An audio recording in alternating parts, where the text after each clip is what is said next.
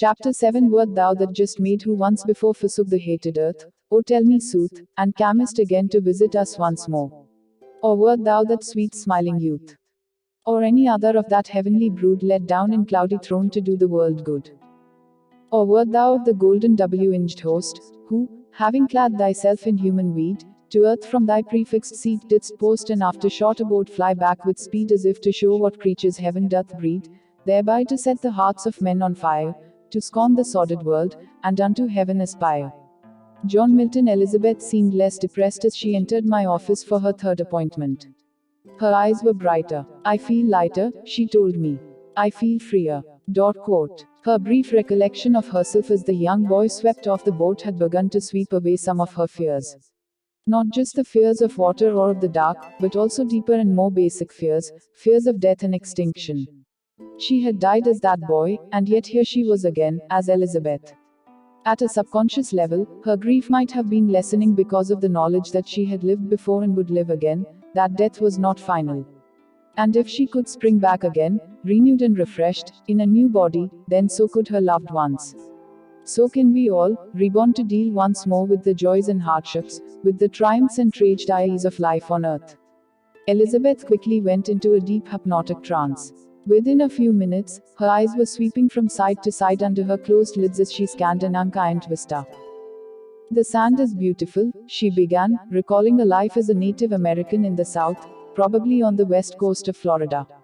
It's so white, almost pink at times. It's so fine, like sugar. She paused for a moment. The sun sets over the big sea. To the east are large swamps, with many birds and animals. There are lots of small islands between the swamps and the sea. The waters are filled with good fish. We catch the fish, in the rivers and between the islands. She paused again, then continued. We are at peace. My life is very happy. My family is large, I seem to be related to many in the village. I know about roots, plants, and herbs. I can make medicines from plants. I know about healing. In Native American cultures, there was no penalty for using healing potions or for other holistic practices. Instead of being called witches and drowned or burned at the stake, healers were respected and often revered. I took her forward in that lifetime, but no traumas emerged. Her life was peaceful and satisfying. She died of old age, surrounded by the entire village. There is very little sadness with my death, she noted after floating above her withered old body and surveying the scene below, even though all of my village seemed to be there. She was not at all upset by the lack of grieving. There was great respect and caring for her body and her soul. Only the sadness was missing. We do not mourn deaths because we know that the spirit is eternal. It returns in human form again if its work is not finished, she explained. Sometimes by carefully examining the new body, the identity of the previous body can be known.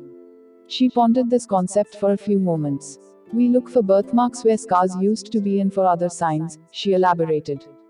Similarly, we do not celebrate births so much. Even though it may be good to see the spirit again. She paused, perhaps searching for the words to describe this concept.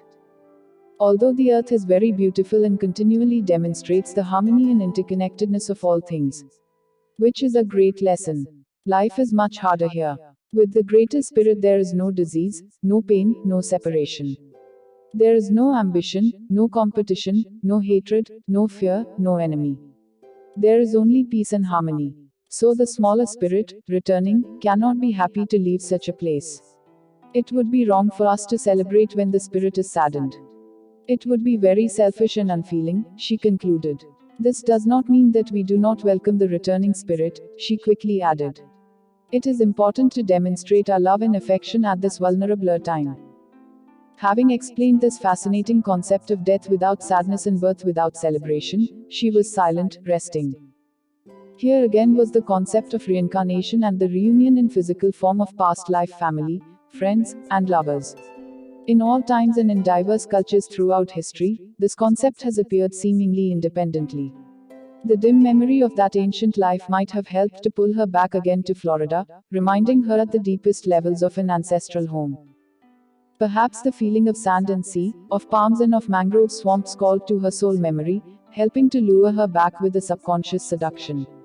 For that life had been most pleasant and filled with satisfactions not present in her current life. These ancient stirrings might have led her to apply to the University of Miami, which led to her scholarship and her move to Miami. This is not coincidence. Destiny required her to be here.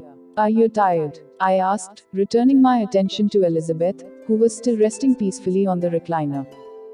No, she answered quietly. Do you want to explore another lifetime? Yes, more quiet. Once again we traveled back through time, and once again she emerged in an unkind land. This is a desolate land, Elizabeth observed after she had scanned the scene. There are high mountains, dusty dirt roads. The traders pass on these roads. This is a route for traders going east and west. Quote. Do you know the country? I asked, looking for details. I did not like to intrude with too many questions for the logical, or left brain part of the mind. Such questions could interfere with the immediacy of the experience, which is more a right brain, or intuitive, function. But Elizabeth was in a profoundly deep state. She could answer the questions and yet continue to vividly experience the scene. Details were important, too. India, I think, she answered hesitantly. Maybe just west of that. I don't think the borders are that clear. We live in the mountains, and there are passes the traders must go through, she added, returning to the scene. Do you see yourself? I asked. Yes, I'm a girl, about 15. My skin is darker, and I have black hair. My clothes are dirty. I work in the stables, tending to the horses and mules. We are very poor. The weather is so cold, my hands are so cold working here. Her face grimacing, Elizabeth made fists with both hands. This young girl was innately bright but uneducated. Life was grindingly difficult. Traders frequently abused her, sometimes leaving a little money. Her family was unable to protect her. Numbing cold and constant hunger plagued her life. There was only one bright spot in that young girl's life. There's a young trader who comes by often with his father and the others. He loves me, and I love him. He is funny and gentle, and we laugh a lot together. I wish he could just stay so we can be together all the time. This was not to be. She died at the age of 16. Her body, already worn out because of the bitter life and elements, quickly succumbed to pneumonia. Her family was around her when she died. As we reviewed this brief life, Elizabeth was not sad. She had learned an important lesson. Love is the strongest force in the world, she said softly. Love can grow and bloom even in frozen soil and in the harshest conditions. It exists everywhere, and all the time. Love is a flower for all the seasons. Her face was filled with a beautiful smile. A patient of mine, a Catholic attorney, had just finished recalling a European lifetime in the late Middle Ages. He had remembered his death in that lifetime, a lifetime filled with greed, violence, and deceit.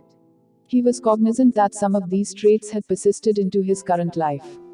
Now, reclining in the soft leather chair in my office, he was aware of floating out of his body in that medieval lifetime.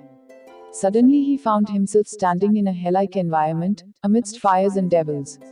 This surprised me. Although I had encountered thousands of past life deaths in my patients, no one had ever had an experience with hell.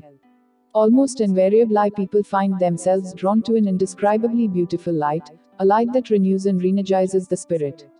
But hell. I waited for something to happen, but he reported that nobody paid any attention to him. He was waiting, too. Minutes passed. Finally, a spiritual figure, whom he identified as Jesus, appeared and walked over to him. This was the first being who even noticed him. Don't you realize that this is all illusion? Jesus said to him. Only love is real. And then the fires and the devils instantly disappeared, revealing the beautiful light that had been there, unseen, behind the illusion. Sometimes you get what you expect, but it may not be real.